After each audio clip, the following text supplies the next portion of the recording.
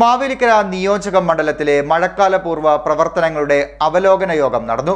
PWD rest ഹൗസിൽ ചേർന്ന യോഗത്തിൽ MS അരുൺകുമാർ MLA അധ്യക്ഷത വഹിച്ചു. വിവിധ വകുപ്പ് മേധാവികളും ഉദ്യോഗസ്ഥരും പങ്കെടുത്തു. എല്ലാ മുന്നൊരുക്കങ്ങളും പൂർത്തിയായതായി MLA അറിയിച്ചു. മാവേലിക്കര നിയോജക മണ്ഡലത്തിലെ മഴക്കാലപൂർവ്വ പ്രവർത്തനങ്ങളുടെ അവലോകന യോഗം മാവേലിക്കര PWD റെസ്റ്റ് ഹൗസിൽ ചേർന്നു. MS അരുൺകുമാർ MLA അധ്യക്ഷത വഹിച്ചു. എല്ലാ വകുപ്പുകളും മഴക്കാല മുന്നൊരുക്ക പ്രവർത്തനങ്ങൾ പൂർത്തിയാക്കിയതായി ഉദ്യോഗസ്ഥർ യോഗത്തിൽ അറിയിച്ചു. പഞ്ചായത്തുകളിൽ തൊഴിലുറപ്പ് തൊഴിലാളികൾ ഓടകൾ ശുചീകരിച്ചു. പൊതുമരാമത്ത് വകുപ്പിന്റെ കീഴിലെ ഓടകളും കലുങ്കുകളും ശുചീകരിച്ചു. ശുചീകരിക്കാനുള്ള സ്ഥലങ്ങൾ ചൂണ്ടിക്കാണിച്ചാൽ പരിഹരിക്കുമെന്ന് ഉദ്യോഗസ്ഥർ അറിയിച്ചു. മഴക്കാല കെടുതികൾ നേരിടാൻ റവന്യൂ വകുപ്പ് ക്യാമ്പുകൾ കണ്ടെത്തി. ഭീഷണിയായി നിൽക്കുന്ന മരങ്ങൾ മുറിച്ചു മാറ്റാൻ MLA നിർദ്ദേശം നൽകി.